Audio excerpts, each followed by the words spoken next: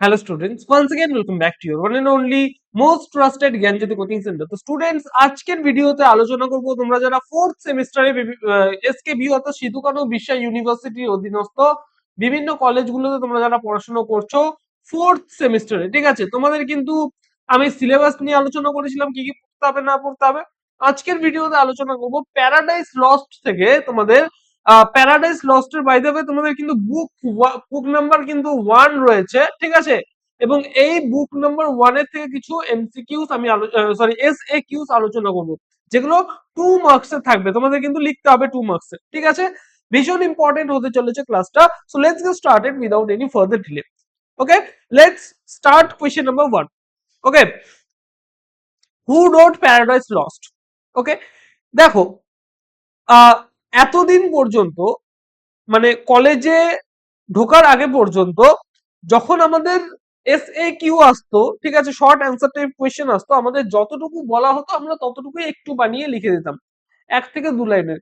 কিন্তু যেহেতু এটা কলেজ লেভেলের পরীক্ষার এক্সাম তোমরা মানে কলেজ লেভেলে এক্সাম তোমরা দেবে, ঠিক আছে, সেহেতু তোমাদের এখানে কিন্তু যতটুকু বলবে তার থেকে একটু বাড়িয়েই তোমাদের লিখতে হবে, ঠিক আছে। দেখো কিভাবে আমি মানে বাড়িয়ে একটু কোশ্চেন অ্যান্সারটা রেডি করেছি। দেখো, Paradise Lost was written by John Milton. Paradise Lost কে লিখেছিলেন? Was written by John Milton. He was he was a renowned English poet, ঠিক আছে।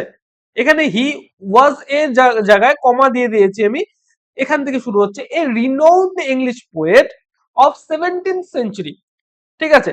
17th সেঞ্চুরি বলতে কি বলছে, 1600 থেকে 1700 পর্যন্ত যে টাইম পিরিয়ডটা, এটাকে বলা হচ্ছে 17th সেঞ্চুরি, ঠিক আছে। তো John Milton was the writer of the Paradise lost.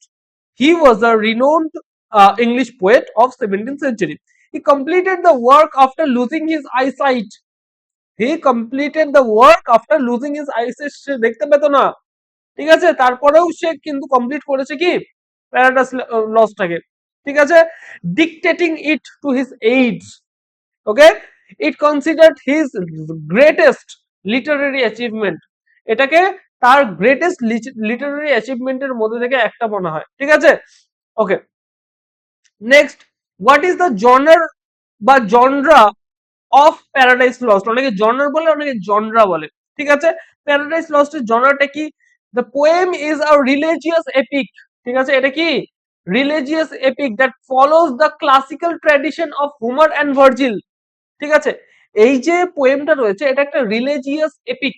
It's a it's an epic poem, ঠিক আছে। এপিক পোয়েম বলতে কি হচ্ছে, যেখানে যেটার স্টাইল হবে গ্র্যান্ড স্টাইল হবে, রাইটিং এর খুব বড় একটা পোয়েম হবে, ঠিক আছে। পোয়েম বলতে কি বোঝা যাচ্ছে, কিছু লাইনসের একটা ইয়েকে পোয়েম বলা হচ্ছে, কিন্তু এপিক পোয়েম বলতে বোঝাচ্ছে এখানে গ্র্যান্ড স্টাইল হবে, যেখানে গডকে মিউজকে মানে ডেকে তারপরে ইয়েটা শুরু করা হবে, লিটারারি ওয়ার্কটা শুরু করা হবে, ঠিক আছে, প্রার্থনা করে শুরু করা হবে, ঠিক আছে। এমন টাইপের স্টাইল থাকবে এপিকে, ঠিক আছে। তো এটা হচ্ছে একটা রিলিজিয়াস এপিক। রিলিজিয়াস এপিক বলতে হচ্ছে এখানে গড রয়েছে, ঠিক আছে, অ্যাঞ্জেলস রয়েছে, ঠিক আছে। তো এই সমস্ত জিনিস কিন্তু এটার মধ্যে রয়েছে। যেহেতু গডস এখানে রয়েছে সেহেতু এটা একটা রিলিজিয়াস এপিক, ঠিক আছে। তো এপিক পোয়েম বলতে কি বলছে, যে পোয়েম গুলো বড় বড় পোয়েম হবে সেগুলোকে বলা হচ্ছে এপিক এপিক পোয়েম, ঠিক আছে। তো এটা একটা রিলিজিয়াস এপিক। এবং এই যে এপিকটা, এই এপিকের স্টাইলটা কি ফলো করে? ট্র্যাডিশনাল, আগেকার দিনের যে হোমার এবং ভার্জিল যে যে সমস্ত এপিক গুলো লিখতেন, তাদের যে স্টাইল রয়েছে সেই স্টাইলটাকে কিন্তু এখানে কপি করা হয়েছে। বোঝা গেল? Okay, the style of Homer and Virgil was কি বলবো, কপিড বাই এখানে আমাদের রাইটার হচ্ছে জন মিল্টন। বোঝা গেল? আচ্ছা, it blends the Christian theology with epic storytelling. Its theme include the fall of man, temptation and divine justice. এখানে কি হয়, ফল অফ ম্যান, যেহেতু এখানে কি হয়, স্বর্গে যেখানে ভগবানরা থাকেন সেই জায়গায় কিছু ভুল ভ্রান্তির জন্য, কিছু রুলস এন্ড রেগুলেশন ফলো না করার জন্য মানুষদেরকে কি করা হয়, সেই জায়গা থেকে নিচে ফেলা হয়। ঠিক আছে, ফল অফ ম্যান বলা হয়েছে সেটা, ঠিক আছে, টেম্পটেশন, ডিভাইন জাস্টিস, ঠিক আছে, এটার মধ্যে রয়েছে। 3 নম্বর যেটা রয়েছে, how many books are there in Paradise Lost. Paradise Lost কটা বুক রয়েছে? The final version of Paradise Lost consists of 12 books. এখানে কিন্তু 12টা বই এখানে রয়েছে। The original 1667 edition had only 10 books. The original এডিশনে কতগুলো বই ছিল?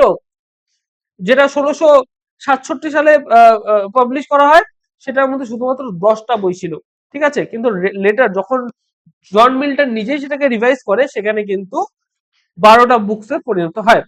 This mirrors the classical epics like Aeneid, ঠিক আছে, ক্লাসিক্যাল এপিক মানে এই যে এটা রয়েছে, এটা মিরর করে, মানে রিফ্লেক্ট করে কি অ্যানেইডের যে কি বলবো স্টাইল যেটা রয়েছে, সেটা কিন্তু এখানে কপি করা হয়, ঠিক আছে। Okay, next, what is the main theme of Paradise Lost? Paradise Lost এর মেইন থিম কি? প্যারাডাইস লস্ট এর the central theme of Paradise Lost is fall of man through disobedience, ঠিক আছে। আমি যখন পড়াবো এটা খুব ভালো মতো, ঠিক আছে, সামারিটা যখন আলোচনা করব তখন বুঝতে পারবে। Milton explores the consequences of free will and sin. He also emphasises redemption through Christ, ঠিক আছে।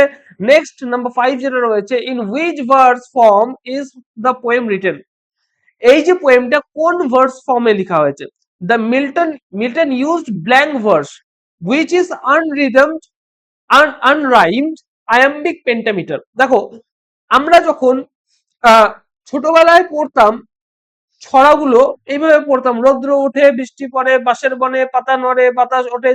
এই যে দেখো, মানে একটা লাইনের লাস্ট ওয়ার্ডের সাথে পরের বা তারপরের লাইনের লাস্ট ওয়ার্ডটাকে মিল হচ্ছে, ঠিক আছে। তো এই যে জিনিসটা, এই যে ব্যাপারটা, এটা তো রাইম আছে এটার মধ্যে একটা। কিন্তু যেই সমস্ত পোয়েম গুলো কোনো রাইম নেই, সেটাকে বলা হচ্ছে ব্ল্যাঙ্ক ভার্স, যেটার সাথে একটা ওয়ার্ডের মানে একটা লাইনের লাস্ট ওয়ার্ডের সাথে পরের লাইনের লাস্ট ওয়ার্ডের কোনো মিলই থাকবে না। প্রত্যেকটা ভার্স, প্রত্যেকটা লাইন ইউনিভার্সাল থাকবে, ঠিক আছে, কেউ কারোর সাথে কোনো ম্যাচ করবে না। তো এটাকে কি বলা হচ্ছে? Blank verse. তাহলে মিল্টন এই যে প্যারাডাইস লস্টটা যেটা লিখেছিলেন, সেটা ব্ল্যাঙ্ক ভার্সে লিখেছেন, হুইচ ইজ আনরাইমড আয়াম্বিক পেন্টামিটার, ঠিক আছে। যখন রেটরিক তোমাদের, সরি, প্রসোডি তোমাদের যখন পড়াবো বা পড়েছিলে তোমরা যখন, সেখানে তোমরা দেখেছিলে আয়াম্বিক পেন্টামিটারের কনসেপ্টটা দেখেছিলে, ঠিক আছে। Okay, this allows flexibility and serious tone.